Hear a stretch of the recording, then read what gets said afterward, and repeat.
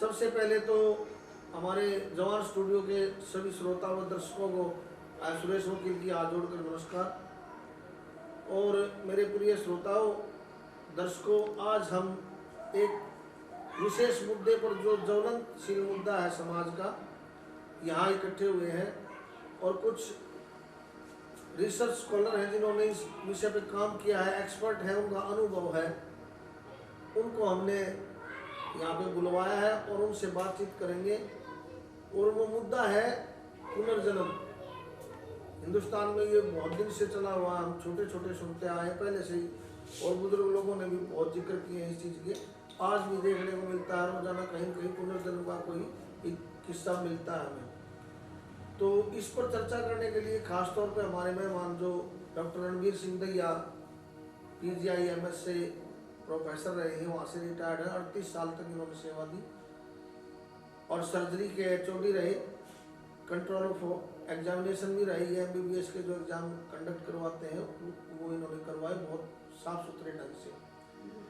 और ये लेखक भी हैं, कवि भी हैं, इनकी हजारों रचनाएं हैं जो हरियाणवी बोली में गाई भी हैं, कई गायकों ने, हमने भी गाई हैं।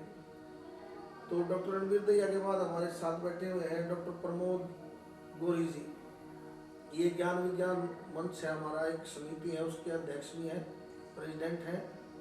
इन्होंने भी काफ़ी रिसर्च किया है इस मुद्दे पे, काफ़ी दिन से ये जो समाज की कुरीतियाँ हैं, अंधविश्वास है, पाखंडवाद है, उन पे लेखन भी करते रहे प्रिंट मीडिया के माध्यम से, और ये अभी इस पे लगातार काम कर रहे हैं। इसके बाद हमारे वेद प्रिया जी जो प्रिंसिपल रिटायर्ड हैं और वाइस प्रेसिडेंट इस समिति के हैं, ज्ञान विज्ञान मंच से काफ़ी समय से जुड़े हुए हैं, इनको भी बहुत नॉलेज हासिल है इस चीज़ के बारे में। तो हम इनसे एक्सपर्ट लोगों से एक एक करके पूछेंगे।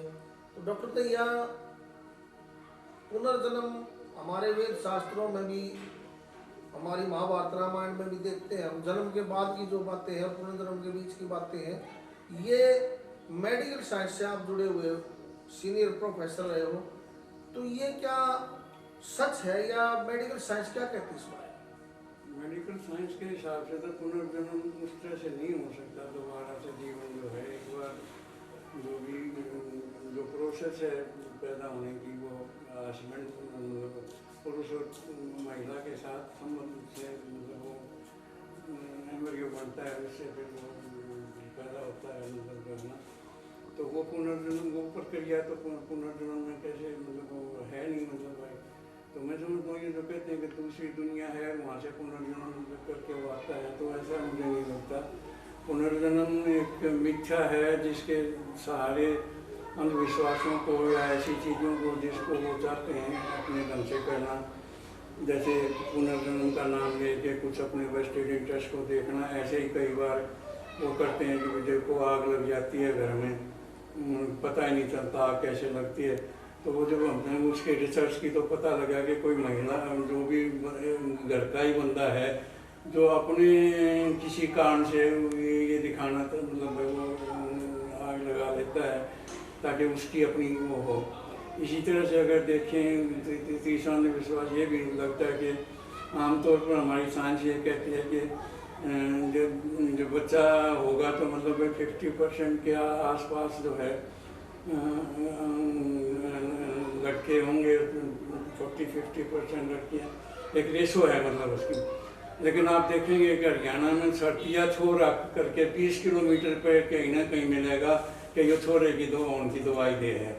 तो मतलब वो कितनी दे रहे वो छोरा, तो मतलब क्योंकि वो 10 में से 5 में से या 4 में होना ही है, तो वो उसका नाम लाग जाए कि हाँ भाई देखो ये हो रहा है। बायोलॉजिकली चूँकि ये संभव है, इसलिए फिर ये अंधविश्वास भी चलते हैं एक तरह से। तो बायोलॉजिकल प्रोसेस को अंधविश्वास की तरफ धकेल के फिर वो अपने धंधा चलाते हैं।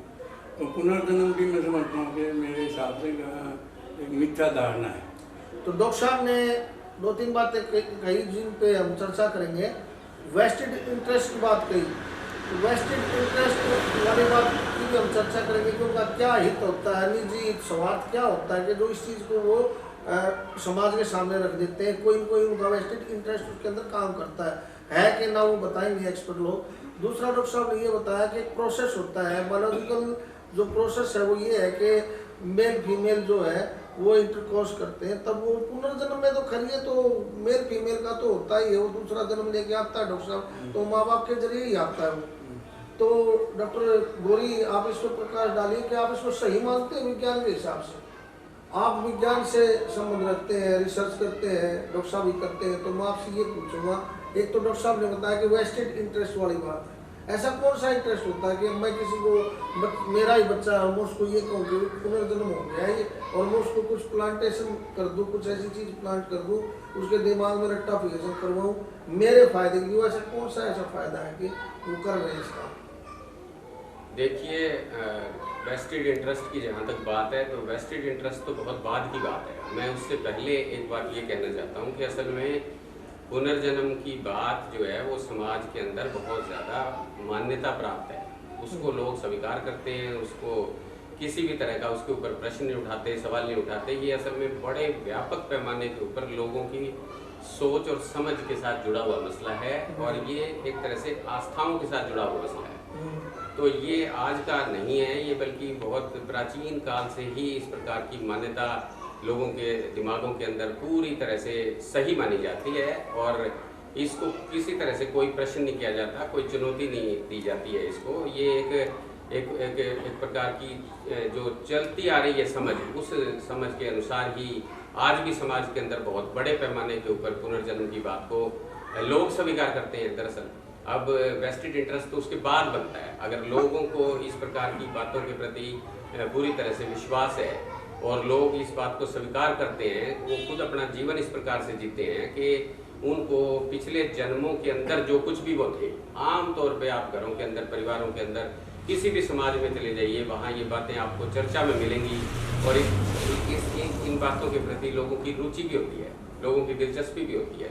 वो कहते हैं कि भाई पिछले जन्म के अंदर मैं तो फलां था, मैं तो पिछले जन्म के अंदर ये था। ये जो जन्म के बारे में जो चर्चाएं हैं ये साफ तौर पे बताती हैं कि सदियों से इस प्रकार की मान्यताएं हमारे समाज के अंदर जो है वो प्रचलित हैं, उसको हम मानते हैं, स्वीकार करते हैं। और एक बात और मैं यहाँ कहना चाहूँगा कि हो सकता है कि विज्ञान ना मानता हो, लेकिन वैज्ञानिक मानते हैं। इसमें भी हमें अंतर करके देखना पड़ेगा कि बहुत सारे वैज्ञानिक आपको ऐसे मिलेंगे जो हाँ, ऐसे बहुत सारे वैज्ञानिक हैं जो पुनर्जन्म को के अंदर विश्वास करते हैं। तो सवाल ये है कि लेकिन विज्ञान क्या कहता है, तो उसके ऊपर अगर हम गौर करें तो जैसे पहले डॉक्टर दहिया ने बताया किसी तरह से कि जो शरीर है हमारा, ये शरीर हमारा एक तरह से बहुत सारी चीज़ों से मिलकर बना है और वो भी एक तरह से पदार्थ है। तो ये जो पदार्थ है, इस पदार्थ को आखिरकार मतलब इसकी एक निश्चित समय है इसका, जब ये पदार्थ धीरे धीरे करके इसके भीतर के सेल्स हैं, इसके भीतर की जो भी चीज़ें हैं वो धीरे धीरे करके नष्ट हो जाती हैं और वो उसके बाद फिर वैसा का वैसा कोई भी चीज़ नहीं बन सकती है दोबारा। पदार्थ ना तो कभी पैदा किया जा सकता है और ना कभी समाप्त किया जा सकता है, पूरी तरह से खत्म भी नहीं किया जा सकता, लेकिन उसका रूप बदल जाता है। लेकिन डॉक्टर साहब इसमें एक बात बीच में आती है कि आपने वो देख जो ऑर्गन्स हैं, मान लो 70 साल का बंदा है, 80 का है, ऑर्गन्स तो चले गए उसके, दोबारा से नए तो कहाँ से आएंगे, मर गया। कुछ बच्चे भी एक्सीडेंट हो जाते हैं 10 साल की उम्र में हो गए, और फिर जो बच्चा पैदा होता है उसके ऑर्गन्स तो है ही, वो ढांचा तो है ही हमारे सामने। बात ये आती है कि वो अच्छा, एक बात इसमें साथ ये भी आती है कि आर्य समाजी लोगों के घर में बच्चा पैदा हुआ। अभी एक लड़का पैदा हुआ गोयला कला के अंदर, पूठ गांव में पहले वो उसका जन्म था पहले, माँ बाप वो आर्य समाजी पक्के चीज को मानने ही नहीं, इस चीज को नहीं। अब उनके घर में पैदा हो गया, समाज तो मानने ना मानने वो बात की बात है, माँ बाप क्या करें, वो तो बता रहा है कि मैं ऐसे था, तो माँ बाप ने तो प्लांटेशन किया नहीं कोई उसका, ऑर्गन भी नए हैं, वो आप वाली बात भी आ गई सामने। अब क्या किया जाए, ऑर्गन्स की बात तो आ गई, वो बच्चा है, नया ही बच्चा वो पैदा हुआ है और मरा था, होगी थोड़ी उम्र में ही मरा था। देखिए, अगर इस प्रकार की कोई घटना सामने आई है जिसमें बच्चे की डेथ हो गई है और उसका दाह संस्कार कर दिया गया है, जो भी हमारे समाज के अंदर चलन है जिस प्रकार से भी, तो उसका अंतिम संस्कार हो चुका।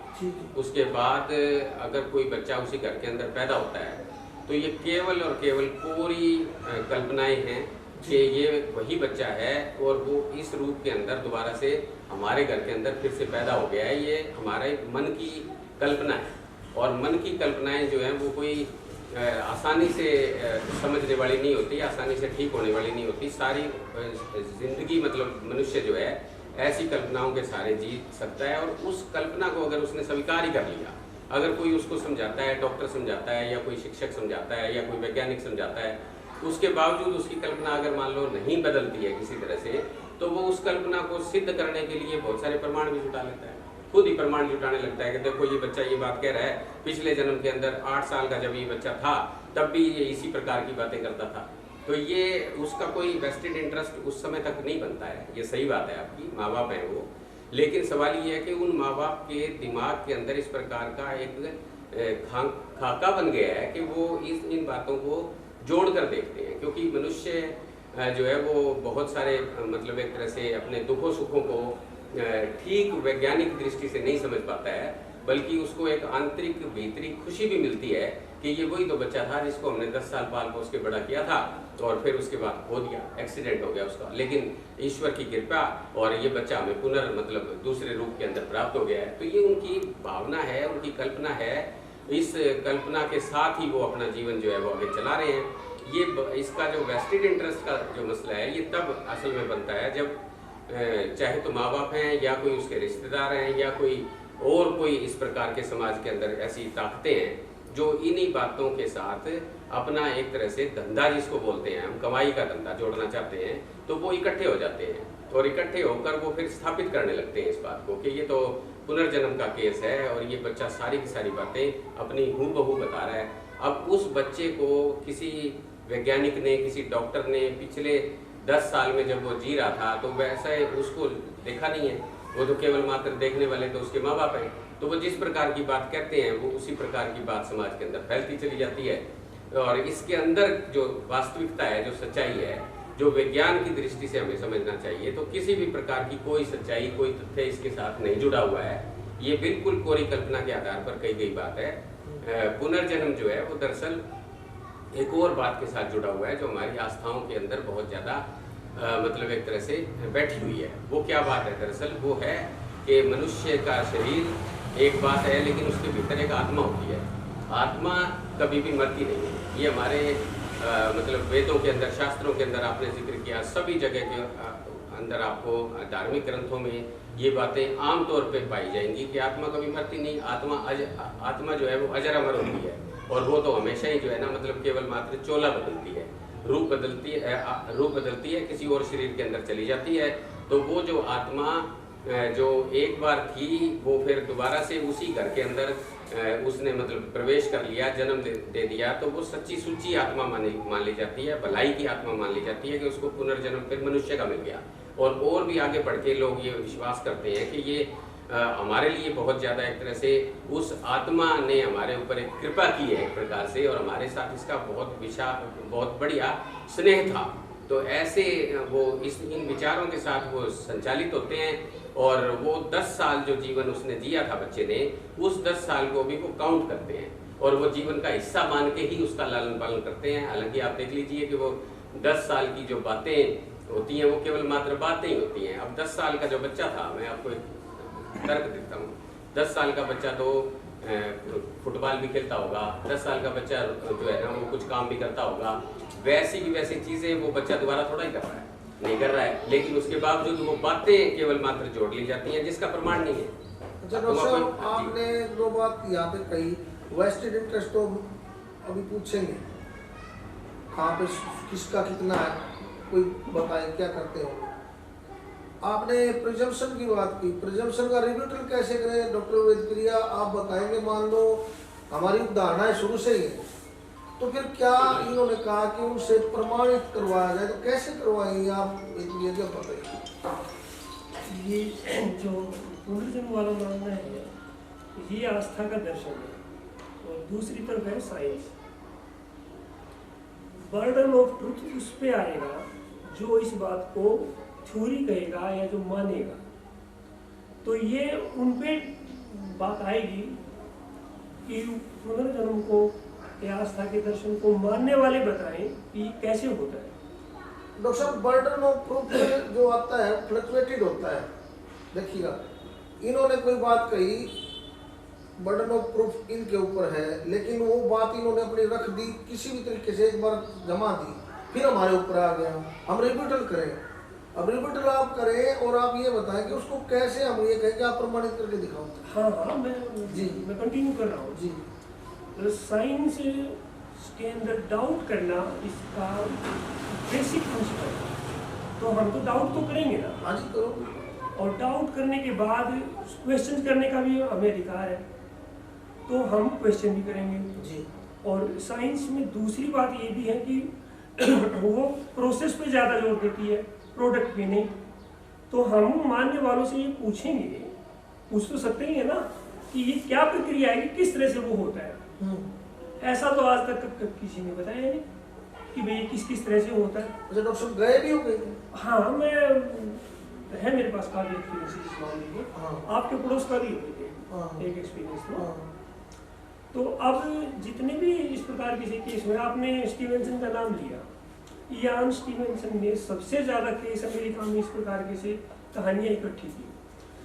हिंदुस्तान में भी बहुत सारी कहानियाँ इकट्ठी हुई। सतवंश पसरीजा ने बेंगलोर के अंदर कहानियाँ इकट्ठी की। हमारे यहाँ राजस्थान यूनिवर्सिटी के अंदर भी बहुत सारी कहानियाँ इकट्ठी हुई और धीरे धीरे ये सारी की सारी एक्सपोज हुई और फेल हुई। जब आप बारीकी ऑब्जर्वेशन जो साइंस में है, आप बारीकी से ऑब्जर्व करते हैं और कुछ ऐसे क्वेश्चंस करते हैं कि जहाँ पे वो आंसर नहीं दे पाएगा, तो मानना मजबूरी तो नहीं है हमारी, केवल आस्था की बात रह गई है। तो आस्था के दर्शन में तो आप मानिए, हमें कोई दिक्कत नहीं है, लेकिन वैज्ञानिक दृष्टिकोण में हम डाउट करेंगे, उन प्रक्रियाओं को भी जानना चाहेंगे और कुछ क्वेश्चन भी करना चाहेंगे। फॉर एग्जाम्पल मैं 3-4 क्वेश्चन आपके सामने करके दिखा देता हूँ। अब ये जो पुनर्जन्म अगर होता है तो क्या मतलब ये अड़ोस पड़ोस के 150 किलोमीटर में ही होगा, या हमारे यहाँ रोहतक वाला पुनर्जन्म किसी फिलीपीन में भी हो जाएगा या जापान में भी कहीं हो जाएगा? जी एक उदाहरण है, वो फॉरेन से बीकानेर में एक लड़की को। हाँ मैंने सारे उदाहरण पढ़े हैं, मैं बहुत सारे एग्जाम्पल दूंगा आपको। अच्छा दूसरी बात, क्या कोई लैंग्वेज का बार है कि हिंदी बोलने वाले का पुनर्जन्म कहीं हो गया हो वियतनाम के अंदर? हाँ मान ले उर्दू हो गया, इंग्लिश बोलता है। हाँ। अच्छा दूसरी बात कि पुनर्जन्म के दावे करने वाले आमतौर पे एक एज ग्रुप के केस मिले हमें कि 7-8 साल से कम का रेयर केस मिला है, अगर आप कहोगे तो, और 15-16 साल से बड़ी उम्र का रेयर केस मिला है। तो ये इम्प्रेशनेबल एज है 8 से 15 लगभग, जिसके अंदर आप उस बच्चे को कुछ बता सकते हो, रटवा सकते हो, और जब आप उनकी पड़ताल करना चाहोगे और वो पड़ताल भी बारीकी से, तो वो एक्सपोज हो जाएंगे। अब तक साइंस के सामने जितने भी केस आए हैं उनमें एस्टेब्लिश नहीं हुआ, उन्होंने सबको एक्सपोज कर दिया है। कुछ एग्जांपल एक दो। हाँ मैं एक एग्जांपल आपके सामने दूँ। हम आपके पास गांव में लड्रायन गांव में आपके पास ही है जी। ये 1999 की घटना है। हाँ बिल्कुल, ये हाईलाइट हुई थी और मेरा हमारा मुंशी लड्रायन गांव ने बताया हुई बात में, और ये अखबारों में भी आ गया, दुनिया भर का मीडिया वहाँ पे आया, विदेशी मीडिया भी वहाँ पे आया, और नलिनी सिंह भी वहाँ पे आई, मतलब हाँ जो बहुत बड़ी एंकर है, आपको देखिए बहुत बड़ी एंकर है, बिल्कुल। और उन्होंने इन सारी घटनाओं को रिकॉर्ड किया एक इवेंट की तरह से। न तो कोई क्वेश्चन किया, न कोई मतलब एक्सप्लोरेशन की जानने की कोशिश की कि ठीक है या गलत है, केवल इवेंट बना करके उन्होंने प्रस्तुत किया। और जिस दिन हम उसको ऑब्जर्व करने के लिए गए तो उन्हें कहा कि पहले 1-1.5 घंटा ये नलिनी सिंह है, उसके बाद में आप आना। तो 2-1 घंटे हमने दाएं बाएं उस गांव के अंदर उस केस के बारे में जानने की कोशिश की, और केस के जानने की कोशिश की तो ये पता किया कि वो किस स्कूल में पढ़ती थी, उनके अध्यापकों से मिले, उनके कुछ साथी स्टूडेंट्स से भी मिले, उसके बारे में जानने की कोशिश की, उस परिवार की केस हिस्ट्री जानने की कोशिश की। तो इनके आधार के ऊपर फिर हमने ये सोचा कि कौन सी ऐसी स्ट्रैटेजी बनाई जाए कि ये डिस्प्रूव हो, ये प्रूव न हो। उस केस में ये दावा किया गया था कि वो जयपुर की रहने वाली लड़की है, वो अपने मामा के घर चिराग दिल्ली में आई थी और चिराग दिल्ली में उसकी डेथ हो गई और अब ये बहादुरगढ़ के अंदर में आपके परिवार में आ गई, ये उसने दावा किया। अब चिराग दिल्ली में पास था, जाके पता कर लिया कि हाँ वहाँ किसी लड़की की डेथ हो गई, लेकिन जयपुर तो थोड़ा सा दूर पड़ता था, किसी ने मतलब ये पड़ताल करने की हिम्मत नहीं की, कोशिश नहीं की। पर चांस मुझे अहमदाबाद जाना था मेरे भाई के पास, तो वापसी में आने पे मैं जयपुर रुका। जो पर्टिकुलर उन्होंने वहाँ बताए थे उनको जानने की कोशिश की और उनमें से एक भी ठीक नहीं था, एक भी ठीक नहीं था। जो दूसरा, उस बच्ची से 3-4 बात हमने पूछने की कोशिश की। वो बच्ची थी लगभग 14-15 साल की, वो 7वीं में पढ़ती थी, आप ज़्यादा अच्छी तरह से जानते हो, आपके पास भी थी। 7वीं में पढ़ती थी, 1-2 बार फेल हो चुकी थी और उसको फिट्स भी आते थे। प्रेयर के अंदर मॉर्निंग असेंबली में वो गिर भी जाती थी 1-2 बार। तो हमने उससे ये भी पूछने की कोशिश की कि जब पहले जन्म में आप जयपुर में थे तो आपके प्रिंसिपल कौन थे? वो नहीं बता पाई, केवल गिने चुने 10-5 सवाल ही उसने बताए। हमने उससे ये भी पूछा कि तुम्हारे पास अड़ोस पड़ोस के बेंचों के ऊपर कौन कौन स्टूडेंट बैठते हैं, बताइए एक दो नाम। वो ये नहीं बता पाई।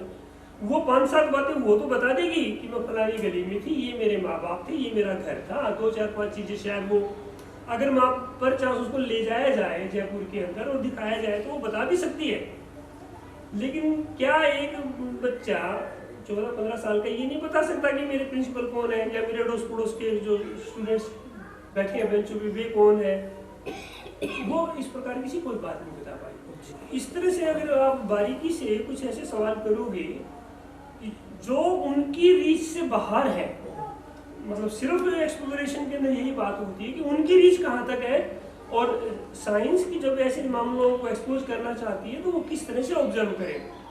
तो अगर ऐसी बातों पे आप जाओगे तो वो एक्सपोज हो जाएंगे। डॉक्टर साहब ऐसे बहुत सारे किस हिंदुस्तान के अंदर एक्सपोज हुए, इयान स्टीवेंसन एक्सपोज हो गया और 2-4-5 केस में और विदेशों को भी बता दूं आपको अगर आपको हो गए तो। इसमें डॉक्टर साहब एक चीज़ तो हमने भी ऑब्जर्व की है कि जो ये इस तरह के केसेस है ना, उसमें एक लिमिट से ज़्यादा वो बता नहीं पाते। वो खुद ये कहते हैं कि जी मेरे को इतना याद नहीं, मेरे को इतना याद है, और उसको फोर्स भी नहीं किया जा सकता। दूसरी बात, वेस्टेड इंटरेस्ट आएगा, दोबारा से हम राउंड लेते हैं उसमें आएगा। तो हमने पूछा, ये देखा कि ये जो अभी मैंने आपको बताया आर्य समाधि वाला जो मामला था, वो माँ बाप ये कहते हैं कि ये बच्चा जो है हमारा दो इंटरव्यू हुए इसके और बाकी दुनिया भी आई बीच में, लेकिन ये जब बात करता है ना तो उसके जाने के बाद 10-12 दिन तक ना तो ये मुस्कुराता है फिर, और ये इसको दिक्कत होती है शारीरिक कुछ। तो आप प्लीज़ ना आए हमारे पास, उन्होंने ये कहा आप ना आए, क्योंकि फिर हमारे ये एग्जाम चल रहे हैं बच्चे की, तो दिक्कत होती है इसको। ये 2 चीज़ें, अब ये 2 चीज़ें तो ऐसी भी है कि माननी भी पड़े।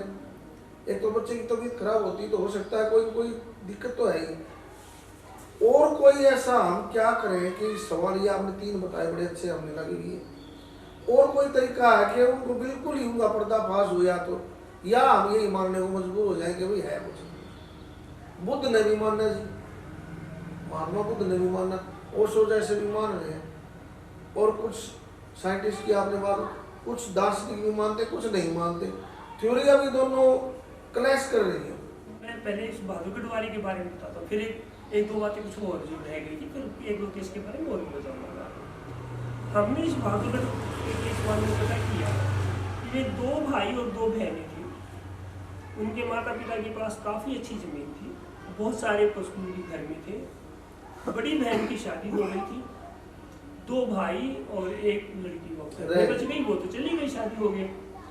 अब घर का जो काम है, अब जिसके घर के अंदर बहुत धीना होगा, खेत क्यार का काम होगा तो बहुत ज़्यादा काम हो जाता है, उसको बर्डन आ गया उस लड़की के ऊपर। ये बच्चे तो इतना सिंसियर है काम करने के मामले में, बर्डन उस पर आ गया। 2 बार वो पहले फेल हो चुकी, कुछ काम का बर्डन आ गया, तो अब उस बच्चे के पास क्या है? तो ये जो सामाजिक परिस्थितियां हैं और पारिवारिक हालात हैं, ये मजबूर कर देते हैं ऑकवर्ड बिहेवियर के लिए। और इसके अंदर ये एक चैनल है, ये किसी और तरीके से भी निकल सकता था। हाँ ये इस तरीके से आ गया और तो किसी के बहकाव में आकर के उसने इस चीज़ को अपना लिया। अडॉप्ट एक बात। जी। दूसरा मामला, एक यहाँ फरीदाबाद के आसपास है एक शीला नाम की लड़की का जन्म हुआ। उससे भी हमने बहुत सारे सवाल इस तरह से किए, तो केवल 3 या 4 बातें जो उसको बताई, ये फिर बाद में एक्सपोज हुआ कि जो उसको रटवाई गई थी केवल उतनी ही बातें उसने बताई, उससे दाएं बाएं कुछ नहीं बताया। लेकिन इतना तो नहीं हो सकता ना कि कोई आदमी केवल 4 ही चीज जानता है पुनर्जन्म के बारे में।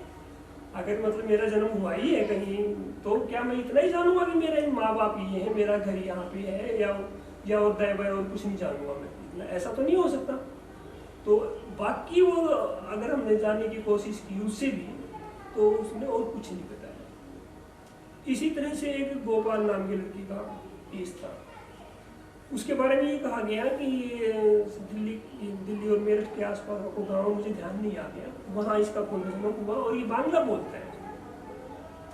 तो यहाँ पे एक बच्चे का बांग्ला बोलना अपने हम भी नहीं बोल पाते, आप भी नहीं बोल पाओगे। हाँ, तो बाद में फिर जब उसकी जब केस स्टडी की गई तो ये पता लगा कि उनके घर के अंदर जो ये जो पोचा मारने वाली जो लड़की थी वो बांग्ला थी, वो बांग्ला जानती थी, उसको थोड़ी सी बांग्ला वहाँ से आ गई थी, इसलिए वो ये कहने लग गया कि मेरा पुनर्जन्म इधर से हुआ है और वो ये लैंग्वेज बोल सकता है। तो अगर आप बारीकी से जाके इन चीज़ों को अगर आप देखोगे, टेस्ट करोगे, तो ये एक्सपोज हो जाएगी, वो बड़ी बात नहीं है। अच्छा डॉक्टर साहब, एक बात मेडिकल साइंस की मैं पूछता हूँ। मेरे पड़ोस में भी एक लेडी, हालांकि वो ज़्यादा उनसे हम बात नहीं कर पाएंगे इस मामले में, लेकिन और कई नेट पर भी हमने देखे हैं। ये पुनर्जन्म से पहले का प्रोसेस बता रहा हूँ। तो अगर जन्म आदमी का खत्म होता है, जब आदमी मरता है, उसके बाद कहीं जाके वापस आता है, तो जन्म से पहले कुछ न कुछ तो है। कई हमने देखे, अभी 1-2 साल से नेट पे काफ़ी कुछ आने लग गया, तो हमने देखे कि बंदा कुछ को तो छड़े में से कहते, चिता में से लेके आए, कोई कहता मेरे को तो यहाँ से उठा ले गए थे और वहाँ जा करके वो कोई यमराज बैठा था, उसने ये कहा भाई किसको पकड़ लाइए, तो नहीं था, दूसरा है। ऐसी गलती की उन्होंने, कैसे की? तो मेडिकल साइंस क्या कहता है कि शरीर पूरा होने के बाद ऐसा होता है कि दोबारा भी शरीर जिंदा हो जाए थोड़ा सा? शरीर एक बार पूरा हो गया मान लिया, अब उसको रस्म रिवाज में मतलब दफन कर दिया गया, जला दिया गया। जलाने से पहले जिंदा हो गया? नहीं, वो तो डिपेंड करेगा कि आपकी डायग्नोसिस में मतलब एक आध केस ऐसे हैं कि आप डायग्नोज नहीं कर पाए उसको, जैसे वो एकदम से कोलैप्स कर गया, आपने पल्स देखी, बीपी देखा, नहीं है, सांस। डॉक्टर साहब मोर्चरी से भी आए लोग, मोर्चरी से भी आए। क्या था? मोर्चरी से भी आए लोग।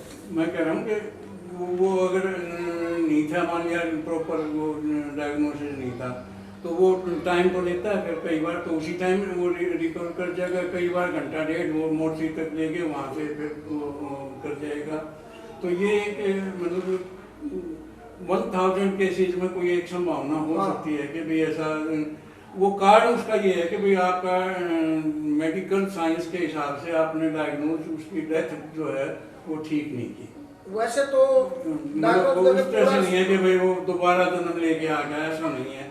उसकी बॉडी की जो सिचुएशन है वो डिपेंड करती है कि भाई वो डेथ तक पहुंची नहीं। डॉक्टर साहब इस तरह के लोग भी फिर इतनी बात बताते हैं कि मेरे को ऐसा लगा जैसे मैं अंदर था और गेट खोल के नहीं गया, मैं गेट के ऊपर से मेरे को एकदम से जैसे मैं हवा में गया, ऐसा मोस्टली नहीं है। नहीं, मैं कह रहा हूँ वो इमेजिनेशन तो फिर जो भी मतलब जो माइंड में करता है, उनसे भी सवाल पूछते हैं तो वो इतने ही बताते हैं कि वहाँ गया, वहाँ से वापस गए। मैं कह रहा हूँ कि वो जब उसकी सिचुएशन ऐसी होगी तो मतलब चेंजेस तो दिमाग में भी हैं, मतलब और वो हैं। अच्छा एक सवाल हो रहा है डॉक्टर साहब कि आत्मा की बात आई अभी, मेडिकल साइंस के मुताबिक आत्मा प्रवेश करती है या जीव ये कब करती है, कब जाते हैं शरीर से? आत्मा हमारे हिसाब से नहीं होती, हमारे हिसाब से तो बॉडी की बायोलॉजिकल प्रोसेस है। वो हार्ट जो है बीट करता है, चलता है, सांस रेस्पिरेशन जो है वो सांस बाहर से ऑक्सीजन लेके सांस बनाती है, और जब ये स्टॉप हो जाता है और जब जला दिया जाता है तो उसके बाद इसके दोबारा रिवाइवल की बायोलॉजिकली कोई संभावना नहीं है। Biologically once you are burned, once you are dead, मतलब पूरे जैसे आप कह रहे हैं डिफेक्टिव वो डायग्नोसिस, मेडिकल साइंस की रिसर्च ये कहती है कोई आत्मा ना ना आत्मा नहीं मानते, जीव का प्रवेश तो और ना सही वो होता तो है। यही मानते हैं कि भाई वो मेल फीमेल के उससे पैदा असेंबल हो गया वो, हाँ। जैसे एक गाड़ी होती है और उसमें सारी चीज होगी तो चल पड़ेगा। मतलब वो आत्मा निकल के बाहर चली गई है, ऐसा साइंस हमारी बायोलॉजिकल साइंस नहीं मानती। डॉक्टर साहब आत्मा मानते हो नहीं मानते?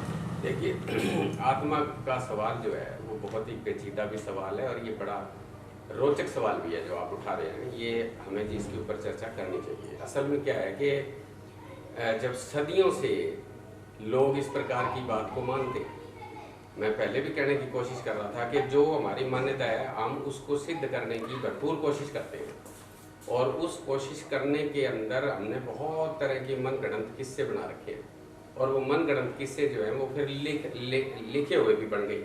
तो हमारे वेद पुराण शास्त्र जो भी आप कह रहे हो, मतलब मैं सभी को उनको ग्रंथों को चुनौती नहीं दे रहा, लेकिन जिस भी ग्रंथ के अंदर इस प्रकार की आत्मा वगैरह की बातें, पुनर्जन्म की बातें लिखी हैं वो असल में उसका कोई प्रमाण नहीं जुटा कर लिखी है। जिसने भी वो लिखी एक विशेष प्रकार का समाज के अंदर एक परिस्थिति होती है जिसके अंदर ज्ञान पैदा होता है और लोगों के अंदर जो चर्चाएं होती हैं, भूत की, प्रेत की, तमाम प्रकार की जो चर्चाएं लोग करते हैं वो असल में उनकी एक चर्चाओं के अंदर से, समाज के अंदर से निकली हुई ठोस मान्यताएं हैं और उन मान्यताओं के आधार पर ये मान्यता भी इतनी ज़्यादा मतलब पक्की है, मजबूत है इतनी ज़्यादा कि भाई आत्मा जो है वो है, आत्मा से ही असल में मनुष्य बना है और मनुष्य का जन्म जो है वो तो 84 लाख जोनियों के बाद मिलता है और एक ऐसी पवित्र पुण्य आत्मा है जो मनुष्य के शरीर के अंदर प्रवेश किया है,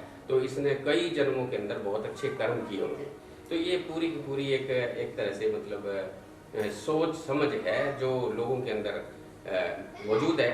तो हम केवल मात्र ये कह के कि भाई मैं, अगर आपने मेरे से मेरा मत पूछा है तो वो मत बताना मेरा फर्ज बनता है। मैं व्यक्तिगत तौर पे आत्मा को नहीं मानता हूँ, लेकिन मैं साथ के साथ ये भी आपके दर्शकों से ये अपील करना चाहता हूँ कि कुल मिला के इसके प्रति इस प्रश्न के लिए जितने भी संशय, जितने भी सवाल, जितने भी संदेह आपके दिमाग के अंदर खड़े होते हैं उनको खड़े करो, संदेह खड़े करो। इस चर्चा का सबसे बड़ा जो एक लाभ मिलना चाहिए दर्शकों को वो ये मिलना चाहिए कि वो संदेह खड़े करें, प्रश्न खड़े करें। यार वो तो बात तो दादी का करती, दादी तो ये बात कहती थी कि भाई आत्मा माविक है आत्मा, लेकिन फिर भी ये जो वकील साहब हैं ये भी किसी न किसी तरह से दूसरी बात भी कह रहे हैं, प्रश्न भी उठा रहे हैं, कोई और इस बात की चर्चा भी कर रहा है कि भाई आत्मा नाम की चीज़ नहीं होती। तो आखिरी बात क्या है?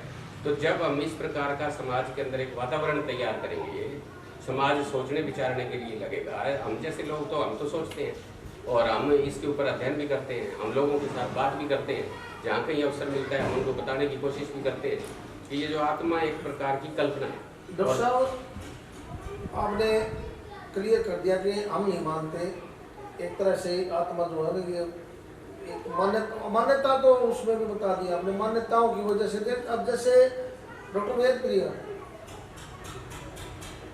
एक लड़का था गौरव तिवारी, उसने इस पर रिसर्च शुरू की कि ये हॉन्टेड हाउस है या हॉन्टेड साइट है, जो इन पर मैं पढ़ा लिखा था, जर्नलिस्ट भी था वो, साइंस में भी बड़ी रुचि थी। उसने मोर्चरी में भी 100 डेड बॉडीज के बीच में सोया। उसने ये कहा कि मैं बात करवा दूंगा, ऐसा होने लग गया है कि मेरे को आभास हो गया कि आत्मा है और मैं बात करवाऊंगा और मैं करता भी हूँ। उसने वीडियो भी बनाए, आवाज़ भी आ रही हो लेकिन आवाज़ समझ में नहीं आ रही हो, आप नेट में देख सकते हो। उसकी मिस्टीरियस डेथ हुई थी उस लड़के की, अब वो तो पूरी रिसर्च कर नहीं पाया। डॉक्टर वेद प्रिया, क्या ये ऐसा संभव है क्या मतलब 1 to 1 आत्मा से बात हो जाएगी? एक और मैं बीच में बोल देता हूँ, लक्ष्मी नारायण जी ने वो एक म्यूजिक पर बुक लिख रखी, उसमें एक कोटेशन थी कि किसी ने ये कहा है कि मैं उसका भी गीता का भी सीधा लाइव प्रसारण में सुनवा दूंगा, किसी ने साइंटिस्ट ने कहा है। तो ये क्या संभव है जी वेद प्रिया जी? ऐसे दावे बहुत हैं दुनिया में, हिंदुस्तान में नहीं पूरी दुनिया में बहुत सारे दावे हैं। जैसे हॉन्टेड हाउस के इंग्लैंड में बहुत सारे एग्जाम्पल मेरे सामने हैं। अमील्स ने उनका पर्दाफाश किया है। और यहाँ अपने इंडिया में दिल्ली में मुझे बहुत सारी जगह के बारे में मालूम है जहाँ ये चर्चाएं थी कि यहाँ इस प्रकार की चीज़ें हैं। लेकिन जैसे जैसे जैसे अर्बनाइजेशन बढ़ गया और बिजली का आविष्कार हो गया, इन भूत प्रेतों ने अपने आवास बदल लिए। वो हॉन्टेड हाउस खत्म हो गए, अर्बनाइजेशन बढ़ गया, इंडस्ट्रियल एरिया हो गए। अब वो नहीं रहे कुछ भी। तो जैसे जैसे विकास होगा ना, ये चीज़ें अपने आप कम होती जाएंगी। हाँ, अगर विकास नहीं होगा तो नेचुरली हवेलियों के अंदर भूत रहेंगे। हमारे भिवानी में बहुत सारी हवेलियाँ ऐसी थी जहाँ मॉल बन रहे हैं और पहले उनके आसपास से गुजरते हुए डर लगता था। तो ये हॉन्टेड हाउस वाली बात कल्पना है। और सुनसान जगह के ऊपर एक प्रकार का सब वातावरण बना ही दिया है, तो बात तो उधर जाएगी, एक आदमी का ओपिनियन तो उधर जाएगा। और एक आदमी की साइकोलॉजी भी ऐसी है कि वो थोड़ा सा घबराए और डरे तो गाएगा, लेकिन हिम्मत तो करे ना पड़ताल करने की। अब्राहिम कपूर ने भी जो आप कह रहे हो, इस तरह से शमशान के अंदर जा करके बहुत सारे केसेस के अंदर पर्दाफाश करने की कोशिश की और कोई सत्यता नहीं मिली किसी दावे के अंदर। उसने अपनी दोनों बुकों के अंदर इस बात का वर्णन किया है अब्राहिम कपूर ने। तो ऐसा है नहीं। हाँ, ये जो पुरानी मान्यताएं हमारे दिमागों में घर कर गई है ना, और वो किसी न किसी तरह से तो वो निकले होंगे। अब ये परिस्थितियां हैं उनके लिए एक बहुत बढ़िया अवसर देती हैं उन चीज़ों को रिवाइव करने के लिए। तो ये बातें उसी रूप में आएंगी। अगर मान लो कोई हमारे हिंदुस्तान का कोई आदमी अगर ये कहे कि हाँ नियर डेथ एक्सपीरियंस के अंदर भी भाई मैं तो यमराज से मेरे सामने था, फलाना दिखड़ा था, तो तू कहेगा। मैं ये तो कभी नहीं कहूँगा कि मैं ईसा मसीह के दरबार में गया था, क्योंकि ईसा मसीह की मेरी वो कल्चर ही नहीं है। इंग्लैंड वाले कहेंगे तो ये कहेंगे कि मैं ईसा मसीह के दरबार में गया था। ओशो की मैंने 12वीं में 20 किताबें पढ़ी थी। जब तो कैसेट थी ये थे नहीं, अब तो बहुत आ गया उसका दुनिया ही। ये मैं मृत्यु सिखाता हूँ, एक किताब उसकी किताब तो कोई प्रिंटेड तो बाद में उसके व्याख्यान को प्रिंट कर दिया गया। वो कहता है कि मेरा एक एक्सपीरियंस, पहला एक्सपीरियंस था जब मैंने अपनी आत्मा को शरीर से जुदा करके बाहर अलग से वो पेड़ पे चला गया था, वो नीचे पड़ी थी ऐसे, और वापस जाना आवा नहीं था उस शरीर के अंदर। या पॉसिबल है, आपने तो मना ही कर दिया, लेकिन वो कह रहा है। तो वो सो तो बिल्कुल चैलेंज करके कहता था कि मैं ध्यान में क्या ऐसा पॉसिबल है कि जब मेडिटेशन करते हैं क्या कोई ऐसा है कि उधर मेडिटेशन कर रहा बंदा और उसकी आत्मा उधर। एक बात ये। दूसरी, कुछ साधु महात्मा जिनका बिल्कुल सबके बीच में चर्चा है, जैसे सुसाने के अपने बाबा थे राम नारायण बाबा, वो बताते हैं कि यहाँ भी बैठे हैं और वहाँ रोहतक भी चले गए हैं। वो कह रहे थे बाबा आए थे अभी यहाँ पर भाई, वो कह रहे यहाँ बैठे थे। क्या ये पॉसिबल है मेडिकल साइंस? कैसे पॉसिबल है? मतलब मैं जो है यहाँ अब बैठा हूँ, आप किसी तरह से सोच कर देख लो कि मैं आड़े अगर मन जगड़ के बिठा दोगे तो मैं दूसरी जगह आके ऊपर बैठ सकूँ, मतलब कोई सोच सके किसी। और आत्मा भी अलग नहीं हो सकती। आत्मा कितना, आत्मा तो है, मतलब आत्मा तो मैं जाऊँगा, आत्मा अगर गई भी जा रही तो मेरा शरीर के ऊपर पहुँचेगा। मतलब आत्मा शरीर तो बढ़ंत रही वहाँ। हाँ, दो बातें। मान लिया आत्मा भी, आसन तो मानते नहीं, लेकिन आत्मा भी अगर मान के चले कि भाई मैं शरीर तो मेरा आड़े है और आत्मा वहाँ चली गई, इसलिए वर्षों के पॉइंट से वो कह रहा है कि मैं ऊपर उस पर बैठा था, वो ये भी पॉसिबल नहीं। ये सारी मैं ये कह रहा हूँ कि मैं जैसे कई बार दिमाग में आती है कि मैं सिर पे वो रख के कुछ सामान और मैं पैदल जा रहा हूँ और मैं सोचता जा रहा हूँ कि भाई या जो मेरे सिर पर दरी है या पट जा, मतलब मैंने ठोकर ला कर पट जा तो क्या बने? कुछ नहीं, मैं और तो 1.5 मिनट ला 2 मिनट ला मैं सोचता सोचता जाऊँगा तो वो ठोकर लग गएगी और मैं पढ़ूंगा और वह टोकरी भी जाएगी, मतलब और मैं कहूँगा देखा मेरे तो पहले ईंटें रखी थी, तो तू न्यू पड़ेगा। मतलब वो मतलब आप जिस तरह से सोचना शुरू करते हैं ना, वो सोच आपको उस तरह से वो करती है, मतलब भाई कि जिस भी चीज़ के लिए आप कह रहे हैं ना कि भाई वो इसी तरह से मान लिया पोस्टमार्टम कहानी लिखी है मैंने कि भाई मतलब जो आत्मा की जो आप बात कह रहे हैं ना, मतलब कि भाई ऐसा कुछ है नहीं, मतलब कि भाई वो हम उससे बात कर सकें। अब मैं जैसे कई बार ये आमतौर पर था कि बिल्ली का राह काटता तो आपका गड़बड़ होएगी कुछ ना, 73 बार गिन के बिल्ली राह काटा है, बिल्ली नर में फिर भी गया, नहीं तो आमतौर पर आदमी वापस आकर वो करता है 73 बार। अब दिक्कत ये आ गया, जब मान लिया मैं गया मान लिया करके, अब मान लिया मेरे सिर में खाद होगी तो मैं तो उसने मना देखा खाद होगी ना मेरे सिर में, बिल्ली ने काटा था, लेकिन मेरे लिए वह खाद तो कोई माने नहीं रखती। हाँ, तो कहने का मतलब है कि ये जो मिथ्या मतलब वो चीज़ें हैं, वो जिस तरह से आप फिर सोचने लगते हैं, आपका दिमाग जिस तरह से सोचता है, तो कई बार बहुत सी ऐसी चीज़ें उसके दिमाग में आती हैं। मतलब जैसे अमेरिका का मान लिया कोई बात है तो और चर्चा हो रही है, तो मैं अमेरिका को फिर अपने ढंग से कोई शहर है उसकी परिकल्पना तो कर ही सकता हूँ ना, कि अमेरिका में वो शहर ऐसा है, उसमें ऐसे वो होंगे लोग ऐसे, तो यह परिकल्पना तो वो फिर कर ही सके है। तो सब ऐसी कल्पनाएं की अंधे लोगों ने कि अखवाड़ा नहीं कर सकता। लेकिन मैं बीच में एक बात और चाहूँगा कि कुछ चीज़ें होती है अल्टीमेट थ्योरी तो बनती बिगड़ती रहती है, आज है आपकी है कल मेरे को, अब मुझे नहीं मालूम था अगर 50 साल पहले कोई बूढ़ा गुजरा और उसको आज हम यहाँ लेकर बैठा दें और उसको कहें कि चलो अमेरिका में तेरा लड़का है पोता है उससे बात करवाते, सीधी ये उसको वो कहेगा नहीं हो सकता है। हम भी सबसे पहले जब सहवाग बैट्समैन अपनी बैटिंग कर रहा था तो वो फोन आया था उस टाइम, वो गिरा मेरा सहवाग क्यों मांगा फोन, उसने हम सोचे वो ऐसे बना रखा है। अभी 1-2 हो रही है अमेरिका में भी हो रही है, 20-30 साल पहले नहीं सोच सकते थे, 50 साल पहले।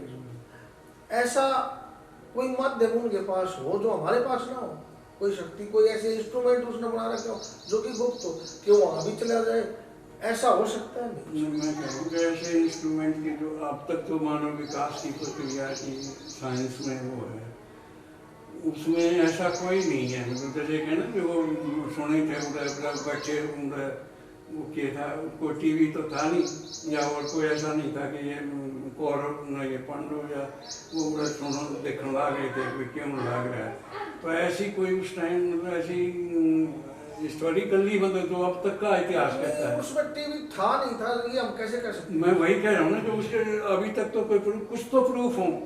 अब जो मैं कह रहा हूँ उस टीवी के जो साइंस ने जो तरक्की की है, अगर चीज जो कह रहे थे कि प्रूफ अगर नहीं है तो हाँ भी तो नहीं बढ़ सकते ना। हाँ ठीक है, नहीं ना मतलब क्योंकि आप कह रहे हो कि था और प्रूफ कोई है नहीं फिर भी मैं कैसे मान लूँ उसने था, तो एक गुंजाइश तो रहेगी ना इस चीज़ की कि भाई वो क्वेश्चन मार्क तो है ही उस पर। जी जी और जैनी एक शादवाद का सिद्धांत रखते हैं, उसमें 7 तरीके से चीज़ों को देखते हैं, जैसे भगवान या आत्मा या अभी जो चीज़ कर रहे थे, तो वो 7 तरीके से कैसे कहते हैं? वो कहते हैं हम किसी चीज़ को मानते हैं तो है या फिर नहीं है, या फिर है नहीं है, और चौथा है कह नहीं सकते, फिर 5वां है कह नहीं सकते, नहीं है कह नहीं सकते, है नहीं है कह नहीं सकते।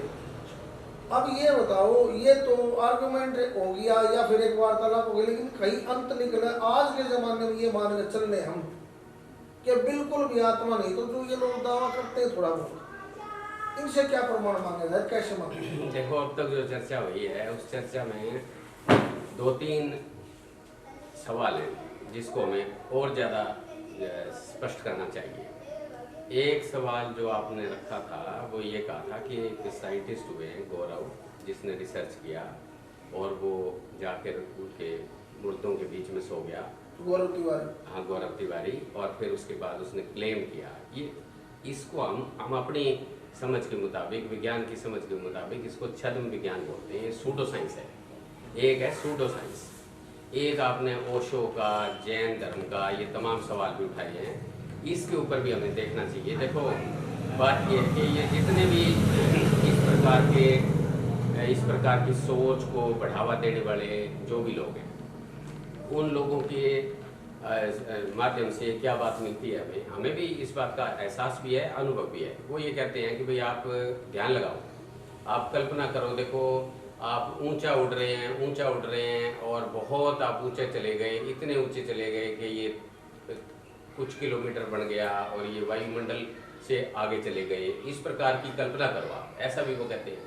फिर वो कहते हैं कि एक बहुत अच्छे पक्षी की हंस की सवारी करो आप। फिर वो ये भी इस प्रकार की बात कहते हैं कि आप जो है फूलों के बगीचों के अंदर, बहुत सुंदर फूलों का बगीचा है, उसके अंदर आप खड़े हैं, आप उसके अंदर घूम रहे हैं। ये जो सारा ये ध्यान लगाने की, मेडिटेशन की कुछ प्रैक्टिसेस के अंदर वो इस प्रकार की कुछ बातें डालते हैं जिसमें व्यक्ति जो है वो, क्योंकि पूरी तरह से अपने मन को, दिमाग को पक्के तौर पे बना के आया है कि जो कुछ बताएंगे वो, चाहे वो ओशो हैं, चाहे वो दूसरे लोग हैं, वो जो कुछ भी बताएंगे मैंने उसको हासिल करना है, मैंने उसको प्राप्त करना है। क्योंकि वो ये कह रहे हैं कि आप ये कार्य अगर करोगे तो आपका ये वाला जन्म भी सफल होगा, जीवन भी सफल होगा, आप परमात्मा के साथ आपका सीधा रिश्ता बनेगा, आप परमात्मा में लीन हो जाओगे। इस प्रकार की जो एक पक्की समझ बनवाते हैं, उससे जो मनुष्य के आंतरिक मन को जो एक ललक पैदा होती है, आकर्षण पैदा होता है कि ये कितनी शानदार और कितनी सुंदर बात है कि अगर मैं भी इसको हासिल कर लूँ, तो वो भी उसी प्रकार की बताई गई बात को अपने ऊपर अमल करने की कोशिश करता है और कुछ एहसास और कुछ अनुभूतियाँ जो है उसकी, वो उसके मन के अंदर पैदा होती हैं और उनका फिर वो व्याख्यान करे ना करे, लेकिन वो ये कहता है कि मुझे तो ये बात हुई है। और वकील साहब, आप भी अगर चलना चाहते हो, आप भी इस प्रकार का एहसास करना चाहते हो तो आप करिए, मेरे साथ चलिए आप, मैं आपको दिखाऊंगा। वो तो 70 फिल्मों में हम देखते हैं, यहीं बैठे हैं चेयर पे और वो एक थिएटर ऐसा बना दिया जाता है कि वो हिलती भी है, तिरछी भी होती है, ऊपर नीचे हो जाती है और सामने वो लगा के हमारे वो सामने ऐसा दृश्य दिखा दिया जाता है जैसे 10 मंजिल से नीचे गिरा दिए और कुर्सी भी एकदम नीचे की, ऐसा आवाज करके बिल्कुल दिमाग वही घुमा दिया जाता है। बारिश आ रही, थोड़ी थोड़ी छिटके वहाँ से फुहारा पड़ेगा और ऐसा लगेगा कि बिल्कुल बारिश में है। देखिए 70 की जो बात है या इस प्रकार की जो बात है, ये है साइंस, और सीधी सी बात ये है कि ये प्रूव हो सकती है। ये 70 आपको भी पता है, मुझे भी पता है, या कोई अगर नहीं भी पता है तो किसी दूसरे से पूछ के जानकारी 70 का वो पूरा का पूरा समझा देंगे, आपको प्रोसेस समझा देंगे।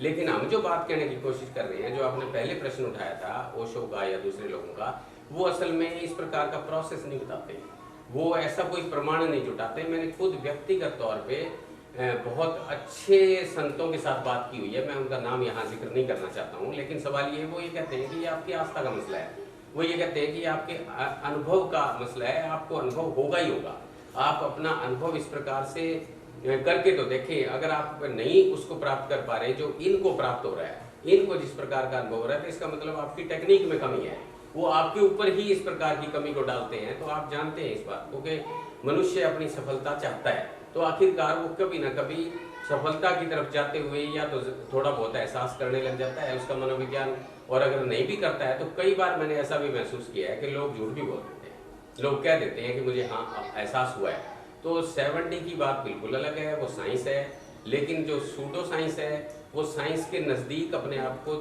होने का दम रखती है, वो दावा करती है अपने आप का कि हम साइंस के बहुत नज़दीक हैं। ये सारे के सारे विज्ञान के ही तो हैं ये सिद्धांत। जैसे सूर्य को आप जल चढ़ा रहे हो, तो ये तो बहुत पुरानी बात है। गुरु नानक ने कहा कि भाई अच्छा ये क्या कर रहे हो आप, ब्राह्मणों को पूछा, तो वो बोले कि सूर्य को जल चढ़ा रहे। तो उसने क्या किया, उसने पिछली दिशा के अंदर खड़ा होके और दूसरी दिशा के अंदर, सूर्य के विपरीत वाली दिशा के अंदर पानी से फेंकना शुरू किया। ब्राह्मण बोले रहे ये क्या कर रहा है, वो बोला मैं अपने खेतों को पानी दे रहा हूँ। तो वो कहने लगे खेतों में पानी कैसे पहुंच जाएगा, तो बोला सूरज में पानी कैसे पहुंच जाएगा, आप सूरज पे चढ़ा रहे हो। अच्छा, तो सब कितनी चीजें ऐसी हैं जो हमें दिखाई नहीं देती और वो है, और वो आत्मा वाले भी यही कहते हैं जो हम वीडियो देखते हैं ना, कि जी आत्मा तो एक हवा के तरह से, जैसे बादल का घूमर ऐसी आत्मा है। तो ऐसी चीजें बहुत सारी हैं, जैसे हवा ही कह लें, हवा है लेकिन हमें दिखाई नहीं। देखिए विज्ञान जो है वो हवा को सिद्ध करता है, जो हवा का एक एहसास होता है पूरा का पूरा, और फिर वो प्रमाणित है, उसकी आपको वेलोसिटी भी बता देंगे, स्पीड भी बता देंगे, ये सब चीजें देखो, विज्ञान कहता है प्रमाण दो। वो चीजें हवा का प्रमाण मैं मानता हूँ है, और चीजों का भी है, लेकिन वो शुरू से नहीं है, विज्ञान ने उसकी खोज की। हाँ, आप बिल्कुल सही कह रहे इसकी हैं। भी खोज हो सकती है। ये बड़ी इंपॉर्टेंट बात है जो आप कह रहे हो। ये मैं इसलिए इसको इंपॉर्टेंट मानता हूँ कि हर मनुष्य यही सवाल उठाता है जो पुनर्जन्म में, आस्था में या तमाम प्रकार के अंधविश्वासों में पड़ा है। वो यही कहता है कि कभी ना कभी मेरे वाले विश्वास का साइंस जो है वो खोज करके बताएगी, क्योंकि साइंस ने अब तक जो खोज लिया है वो खोज तो बहुत ही अभी तक तो कम है। इस ब्रह्मांड के अंदर तो हजारों हजार आकाशगंगाएं हैं, और उन आकाशगंगाओं के अंदर से केवल एक आकाशगंगा का या एक सौर मंडल का पता लगा है। बाकी जो रहस्य हैं सारे के सारे वो विज्ञान के सामने आएंगे। तो वो ये दावा भी करते हैं कि आत्मा का रहस्य भी इसी प्रकार से विज्ञान प्राप्त करेगा, बल्ब से पहले पुनर्जन्म का भी प्राप्त करेगा। डॉक्टर वेद प्रिया, तो ये गलत है। बल्ब से पहले किसी ने नहीं माना था कि रोशनी जो है, अंधेरा क्या है, रोशनी क्या है। फिर कोई लाइट ये जलने लगी, लैंटर्न पैंटर्न जो भी है, फिर बल्ब भी आ गया। बल्ब से पहले तो किसी को यकीन नहीं था कि ऐसा भी होगा। अब मैं आपसे ये पूछता हूँ कि बचपन में जब मैं 82-83 की बात है, जब वो केस हुआ था पुनर्जन्म का, हमने लॉ भी किया, अच्छी तरह से केस स्टडी की लॉज के अंदर। कहीं कोई ऐसा केस नहीं आया कि घर वाले परिवार वाले दिन में तो आ जाना चाहिए, परिवार वाले ये कहते हो कि जी ये पुनर्जन्म वाला है और ये हमारी संपत्ति बदल, तो या तो कॉम्प्लिकेटेड हो जाएगी, लॉ में भी कोई साथ मुश्किल हो जाएगी, लॉ कैसे उनको दिलवाएगा। कभी केस ही नहीं आया। तो वेस्टेड इंटरेस्ट की बताइए आपके वो कौन सा है। ये तो इन्होंने कहा कि भाई उनको ये कह देते इसमें माता आएगी, पूजने लगी, ये तो पूछते भी नहीं है। कौन सा ऐसा इंटरेस्ट है कि वो प्लांट करके उसको रखे। वेस्टेड इंटरेस्ट के लिए पूरी दुनिया में सबसे ज़्यादा जो चर्चित रहा है, और उसके 2 एग्जाम्पल मैं आपको दूँ। एक है एडगर केसी, आपने कभी नाम सुना होगा, ये यूएसए के आदमी थे। ये ओकल्टिस्ट थे एक तरह से, और ये यही कहते थे कि मैं आपको आपके पिछले जन्म की तरफ ले जाऊंगा और उससे आपको रूबरू कराऊंगा। और उसने थाउजेंड्स एंड थाउजेंड्स व्यक्तियों को इस प्रकार का आभास करवाया। और उसका जो तरीका था वो था हिप्नोटिक रिग्रेशन, हिप्नोटिक स्टेट के अंदर ले जा करके पीछे समय में लेके जाना और उसको बताना। और ऐसा करते समय उसके मीडियम में उसकी पत्नी होती थी। ये जो काउंटर फिलोसफीज थी हमारी, उन पे काम हुआ तो था, लेकिन एक तो हमारे सामने नहीं आया इस रूप में, और दूसरा कि अगर जहाँ कहीं जो काम था तो उसको डिस्टोर्ट करके हमारे सामने रखा गया। मैं 2 अलग अलग एग्जांपल आपके सामने दे रहा हूँ इसके लिए। कि चारवाक दर्शन में एक श्लोक जो ये कहते हैं, पता नहीं वो तो ये कहते हैं कि चारवाक ने कहा है। अब चारवाक ने कहा है, चारवाक का एक्चुअल स्क्रिप्ट तो हमारे पास नहीं है, लेकिन वो चारवाक के नाम से आया है। उसमें ये कहा गया है कि भाई जब तक जीवो सुख से जीवो, ऋण करके भी घी पियो, और भस्मीभूत से देह से पुनरागमनम कुतः। ये शरीर तो जल के राख हो जाता है, अगला जन्म कहाँ होना है। तो ये जो सेकंड पार्ट है इसका, अब पहले वाला पार्ट अब ये जो है उससे तो शायद मैं सहमत नहीं भी हूँ। और पहली बात ये भी है कि वो एक्चुअल में चारवाक ने कहा कि नहीं कहा है, लेकिन एक काउंटर फिलोसफी का एग्जाम्पल तो हमारे सामने है ना सेकंड पार्ट के अंदर। अब इसकी रिसर्च हम कैसे करें। और एक मैंने रिसेंटली जो पढ़ा वो ये कि 1843 में कार्ल मार्क्स ने जब अपनी डॉक्टरेट की तो उसने एक विषय चुना, और वो उसकी पहली किताब थी। वो ये था कि philosophical difference between Epicurean and Democritean philosophy. Epicurus की फिलोसफी में और डेमोक्रेटस की फिलोसफी में क्या डिफरेंस है, इसके ऊपर अपनी रिसर्च की। जब मैंने ये रेफरेंस कहीं पढ़ा तो मेरी रुचि हुई कि मैं इसे पूरी उसकी स्क्रिप्ट को पढूं, उसकी थीसिस को पूरी पढूं। मैंने उसकी पूरी थीसिस को पढ़ने की कोशिश की। दोनों अर्ली ग्रीक्स के फिलोसोफर हैं, दोनों मेटेरियलिस्टिक फिलोसोफर हैं, लेकिन जो डेमोक्रिटस है उसने उसको फेवर किया है, एपिक्यूरस को फेवर नहीं किया। डिफरेंस बताते समय वो 100% साइंटिफिक है और ये साइंटिफिक होते हुए भी थोड़ा सा डाइवर्ट करता है। तो इस प्रकार का सर लिटरेचर पहली बात तो ये कि हमारे बीच में नहीं है। दूसरा, हमें थोड़ी सी हिम्मत भी जुटानी चाहिए कि हम उनको देखें, पढ़ें, समझें और सवाल भी करें। सीधी सी बात है, मैं शंकराचार्य पे सवाल क्यों ना करूँ, मैं कैसे मान लूँ? आपने एक एग्जाम्पल दिया था इसका, रजनीश का।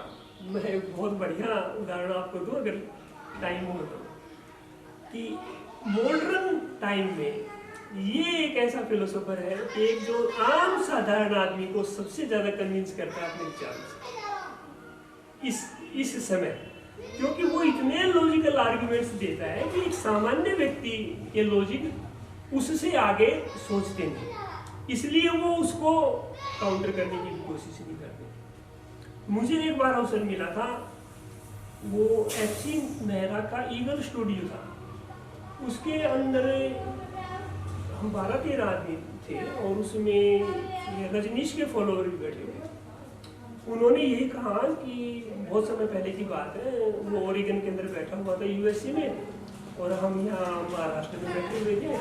हमने उसको याद किया और हम बीमार थे, उसने हमें आकर के आशीर्वाद दिया और हम ठीक हो गए, जबकि वो तो अमेरिका में बैठा हुआ था। और महाराष्ट्र के अंदर वो आया, मेरे सिराने खड़ा हुआ रजनीश और उसने ऐसा किया और मैं ठीक हो गया। ऐसा एग्जाम्पल उस महिला ने दिया उसकी फॉलोवर्स ने।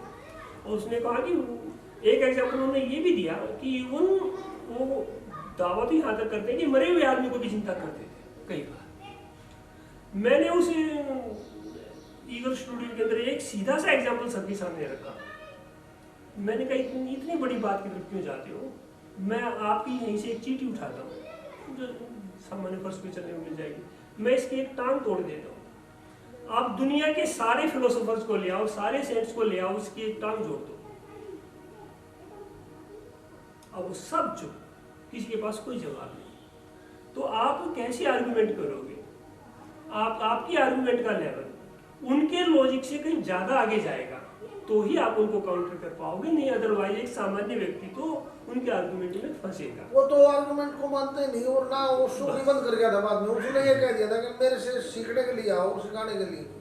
तो अभी मैं सभी श्रोताओं से, दर्शकों से ये गुजारिश करता हूँ कि आप लोग कमेंट डालना, चैनल को सब्सक्राइब करना और आप कुछ सवाल और पूछना।